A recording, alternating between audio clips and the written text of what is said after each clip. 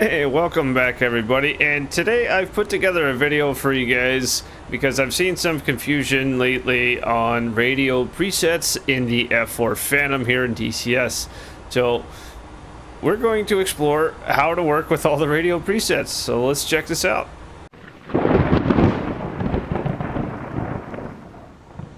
Alright, so let's get started with the radio in the Phantom, and the F-4 only carries one radio. It is a UHF radio, so it's only capable of transmitting between 225 megahertz to 399.75 megahertz. That's it. And it is not capable of transmitting or receiving anything outside of that frequency range, so this is not VHF capable. Another limitation that this is AM only, so amplitude modulation. It is not frequency modulation capable, or otherwise known as FM. Also, the radio in the Phantom actually consists of three individual radios kind of all put together into one. You have the main transmitter and receiver. You have an auxiliary receiver, and that radio can only receive. It is not capable of transmitting. And there's also a guard receiver, which the guard receiver in this is locked to 243 megahertz only. Alright, if we look down on our right hand console, we see the interface for the radio. This is actually the remote control head for it. This is not the actual radio. It's a similar story in the Wizzo's cockpit. If we jump back there real quick, his radio controller is on the left hand console towards the back, and it's right there. Alright, so the radio in the aircraft is actually located behind both cockpits in a panel known as door 19, and that is this panel right here. And on screen on the real Phantom, you can actually see the radio when we pulled it to change out a electrical power relay that was located forward of it. This is the actual radio. And jumping back in the aircraft, these are just simply remote controllers for the radio. I mentioned that it's got the main transmit and receive, and you have preset channels for that. You also have the auxiliary receiver, which has its own set of preset channels. The main transmit receive presets can be changed here in the cockpit. The auxiliary presets cannot be changed. Those can only be changed in the mission editor. So let's go ahead and go look at that. Alright, so here we are. Let's just hop in the mission editor real quick. Let's just open one of the ones I had set up for this. Or radio. Here we go. Alright. So this is definitely important if you create your own missions or you're a mission creator for multiplayer. This is very important that if you have something planned, you want to give your auxiliary preset some attention. So we select the aircraft and come over here to the tabs. And we look for the radio antenna icon, click that, and here are all of our preset channels.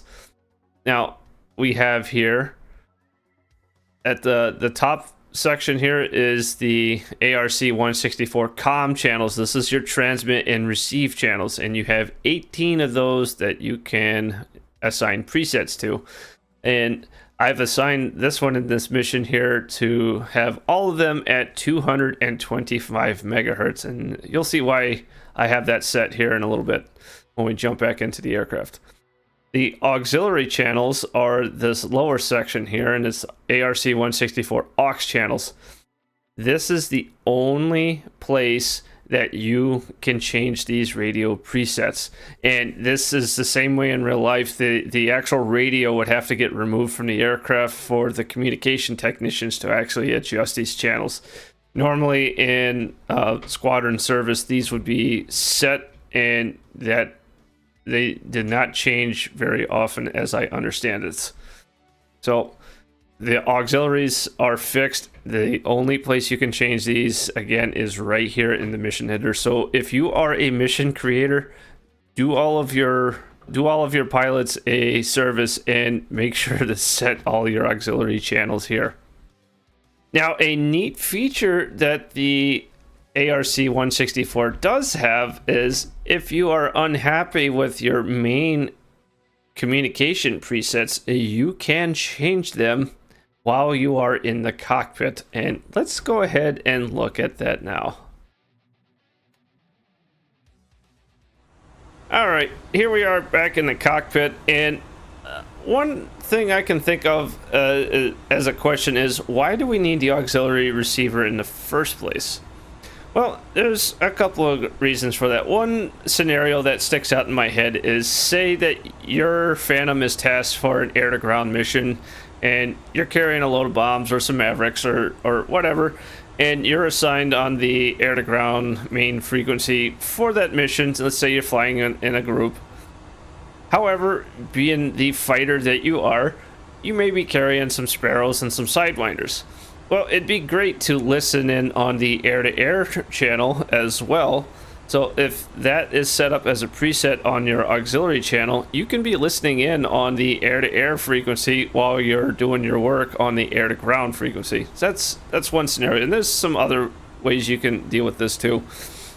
All right, so to know what all your presets are, you can bring up the keyboard page, and the key command for that is the default, the K key, kilo.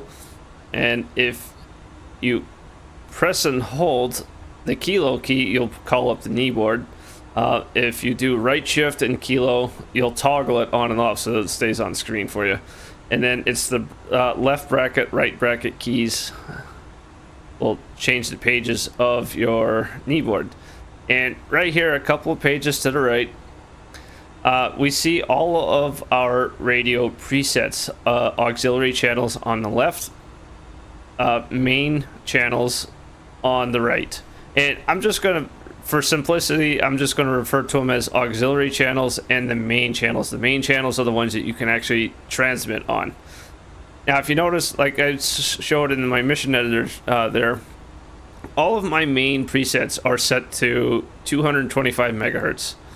So let's explore the radio. Let's say you're in a mission, you don't have access to the mission editor, say if you're in a multiplayer server.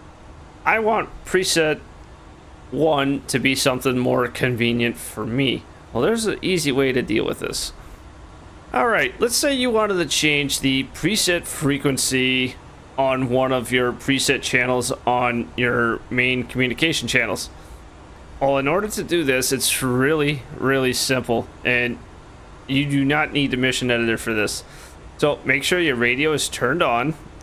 Your radio remote controller needs to be in command, so this will not work if the other seat has control of the radio. You need to have command of the radio in order to do this. All right, bring up the channel that you want to change, and remember, every single one of my presets is set to 225 right now. Dial in a new frequency. Let's say 3. I want to transmit on 318 on preset 1. All right, right here, right near the mode select knob is this little button that says set next to it, and it's a little small button, and it was meant to not be easily pushed so you didn't accidentally reset preset channels. But set your preset channels, make sure you have your preset channel selected that you want to change, and then push this set button. And that is it. Now if we pull up my presets, look at that. Channel 1 is now 318 megahertz. So you can do this for all 18 of your main channels. Just keep in mind that some of your rotary knobs may be locked out from moving if it's an illegal frequency. Remember, the lower limit of this radio is 225 megahertz. So if I try to change the first digit back to a 2, well, it can't, because this digit is a 1, and that's outside of the frequency range of the radio. So I need to change that to a 2 and bring this, and then the first one can change. So let's say 275.650. Change that. Let's set that to preset 2. Set. and you can confirm this on your kneeboard. This will change if you change your presets. If you get confused as to what you set, you can always reference your kneeboard and check this out. Alright everybody, well I hope you guys found that useful. It's a really neat capability that I'm sure a lot of people didn't know existed, that you can change your own preset frequencies here in the Phantom. So with that, thank you guys for watching, and I'll catch you in the virtual skies.